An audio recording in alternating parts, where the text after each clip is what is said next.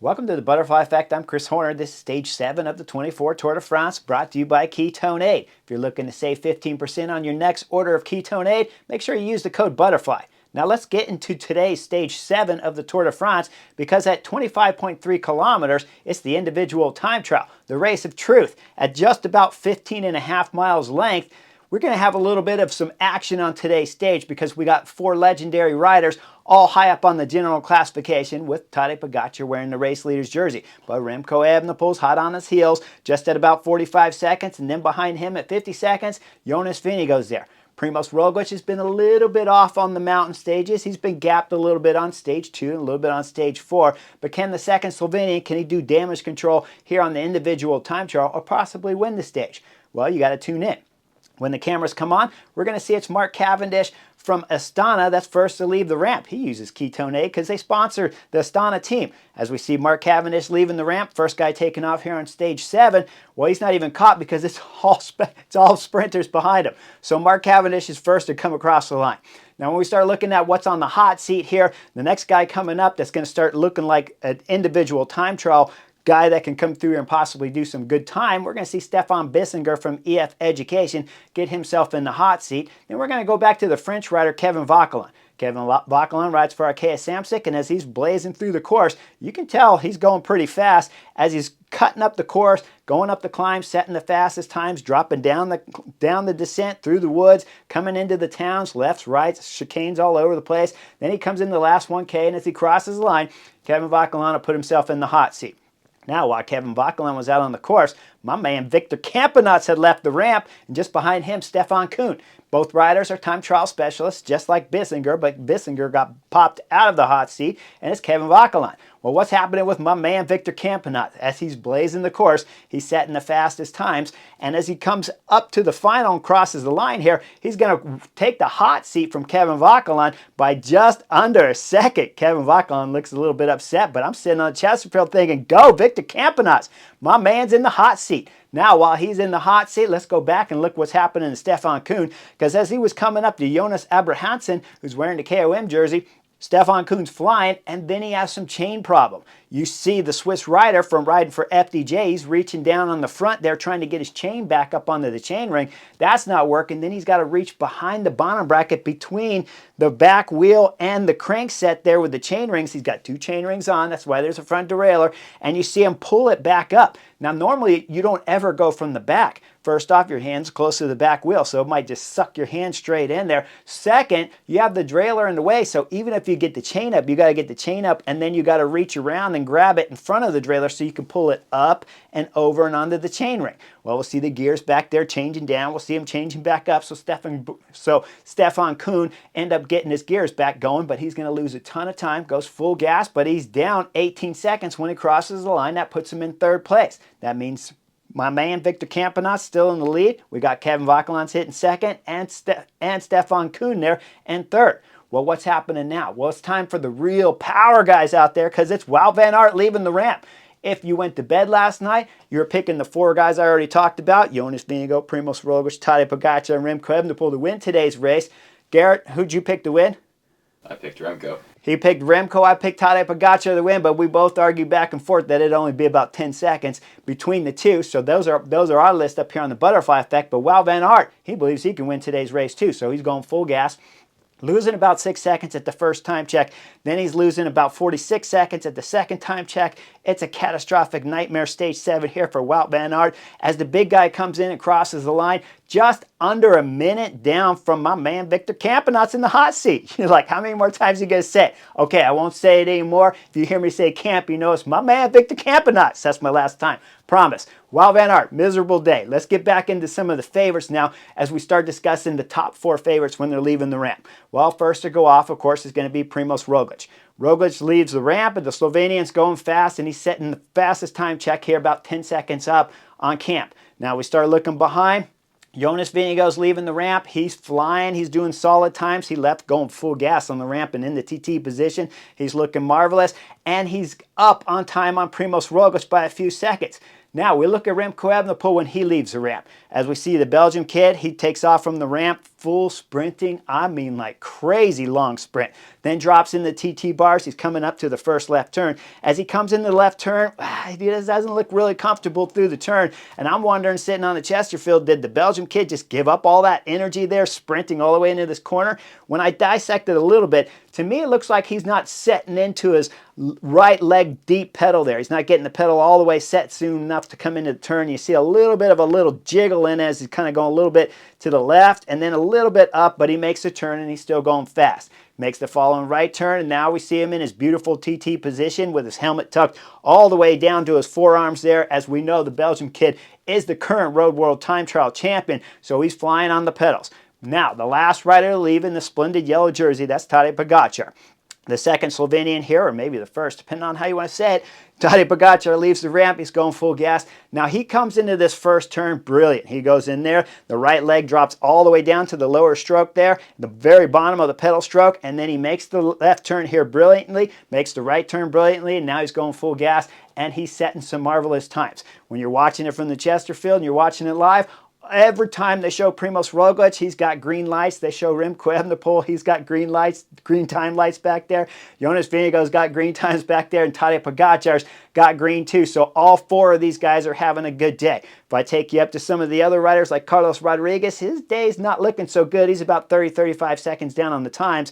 But once we see Primož Roglič start coming through, we know he's the Slovenian up there setting fine time, and he'll cross the finish line. He's up 17 seconds on Victor Campenaerts. Now, there's still some good riders out on the course, and if I take you back to the second time check, Jonas Vingegaard was 14 seconds up on Primož Roglič. As Jonas Vingegaard's coming into the finish, though, he's dropping some time right now to the Slovenian. He'll cross the line 3 seconds back from his old teammate, Primož Roglič, to put himself into second right now on the stage. Now, there's still some more guys out there like Remco Evenepoel, and he's been setting fast times. When he went through the second time check, he was up on everybody 23 seconds in front of him, and he was up on the Slovenian Tadej Pogačar behind him by about 10. Now, as Remco Evenepoel's coming into 2.5 kilometers ago, all of a sudden, it's Houston, we got a problem. As we see Remco Evenepoel start looking down. If I take you back there to Tadej Pogačar, he's about 6-10 seconds back on the time there of Remco Evenepoel. So Remco Evenepoel's got to figure out right now where the problem is. We see the Belgian rider's hand goes up. The directors in the car must be freaking out back there from Pseudo Quickstep, as all of a sudden Remco Evenepoel decides to do a little bounce on the back tire. He thinks it's good, so he gets back in the TT position. We got about 2.5 kilometers to go. As the Belgian kid's flying through the last corners here, coming out with 200 meters to go, the clock is showing green, and it's showing green by massive numbers as Remco Evenepoel flies across the line 34 seconds faster than Primož Roglič. Now the clock goes back and the cameras go back, of course, to Tadej Pogačar, the Slovenian in the race leader's yellow jersey. He's flying down. He's coming through the corners there through the town. Now he's on the straightaways. He's blowing into the finish. Once he crosses the line, he's 12 seconds back from Remco Evenepoel. So, the Pseudo Quickstep rider, Remco Evenepoel, will win today's individual time trial. And guys, let me remind you, Ketone 8 sponsors Pseudo Quickstep, so they didn't win just one stage here in today's Tour de France. They won two, one with Cav and one with Remco Evenepoel. Now, Tadej Pogačar had a fine ride to get second on the stage, 12 seconds back. Third on the stage, Primož Roglič at 34 seconds. He looks like he's starting to come into this Tour de France, and Jonas Vingegaard will be fourth on the stage at 37 seconds back from the time of Remco Evenepoel. Now, those are the top four favorites. When I dissect today's race, when I could take you all the way back to 6 months ago, I told you this was going to be a fantastic Tour de France. We've had 7 fantastic stages, 7 individual winners of each of these stages, and right now, all 4 favorites are looking solid at about 1.5 minutes back from Tadej Pogačar. But Remco Evenepoel, we got to start taking him serious, as he's only 33 seconds back from Tadej Pogačar. So when I'm looking at the stage and I'm analyzing today's race, when I look at it and I point out some of the tactics I wouldn't have employed, when you look at the first 4 guys, the favorites overall, they got to race 100%. Wout van Aert has to race 100%, but he had a bad day. Now everyone's going to start being worried about where Wout van Aert's form is. It's clearly not as good as it was in the past. But remember, Wout van Aert almost won on stage 1 when it was Romain Bardet that won that stage, and they held off the peloton just barely, and it was Wout van Aert coming through first for the peloton. He was in the lead with just a few hundred meters to go in yesterday's stage 6 here of the Tour de France, and he could have possibly have won that. Now today he loses almost 2 minutes. It was like 1 minute and 45, 1 minute and 50 seconds to Remco Evenepoel, which is shocking, but he almost won 2 stages. If he'd won stage 1, if he won yesterday stage 6, will we really be that worried? Wout van Aert, of course, is not on the top form that we'd hoped for, but he's still got time, and this is his first big race back since his crash at Doorsdorf-Vlaanderen. When I dissect some of the other tactics, though, of the team, I want to point out some things like Jorgensen. Jorgensen did full gas all the way through this course. He ended up crossing the line about 17 seconds back there, but he lost about a minute's time on Primoz Roglic, Remco Evenepoel, and such here when it's all said and done. I don't like the ride from Jorgensen. I think he went too hard. I think when you look at today's race, anybody that's on one of those 4 teams, when you're talking Bora Hansgrohe, you're talking UAE Team Emirates, Visma Lease Bike, and Pseudo Quickstep, you don't ride a full 100% on today's race. You ride about 95. I think Jorgensen should have lost more time. Elan van Wilder from Pseudo Quickstep, he hasn't been climbing good, and guys, he was racing a full block out there all the way throughout the 25.3 kilometers.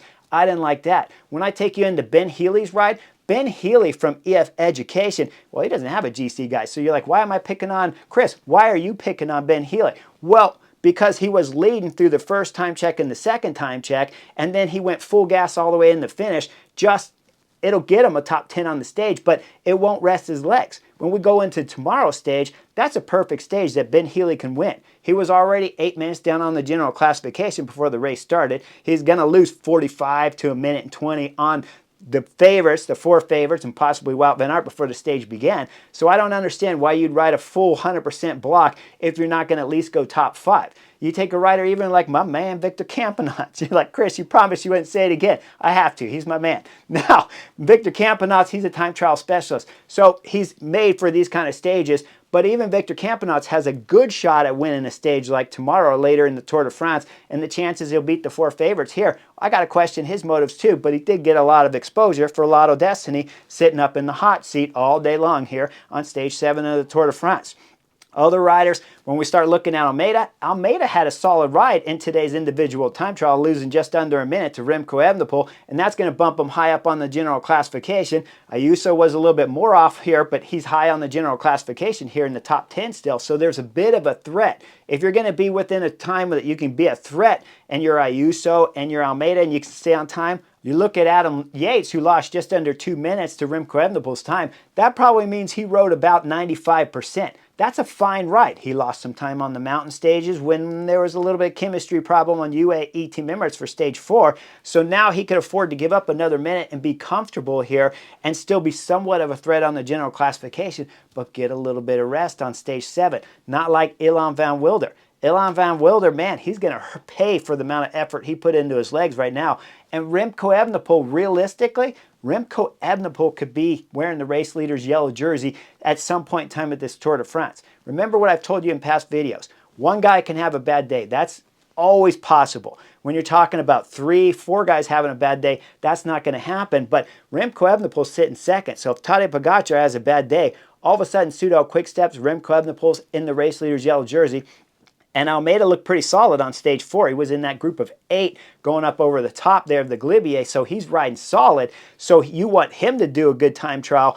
But when you look at Elan van Wilder, he was so far back, not in that group of 8 on stage 4. He's got to save his legs. He's got to be there in case Remco Evenepoel does get himself in the race leader's jersey. Just like Jorgensen needed to rest a little bit more on today's stage so he can be there to help Visma Lease Bike's Jonas Vingegaard in the future. I know a lot of you guys don't like that way of racing when you're watching my videos, but Jorgensen needed the rest, Elan van Wilder needed the rest, Vlasov didn't rest for Bora Hansgrohe, and he should have rested more on today's race too to help Primoz Roglic in the future, because we all know all 4 of those guys right now at about a minute and a half back from Tadej Pogačar, they all have a shot at winning the Tour de France here because we haven't even got into the back-to-back big mountain stages. Hope you guys like my take up here on stage 7, the individual time trial. Make sure you like and subscribe, and I'll see you guys on the next edition real soon.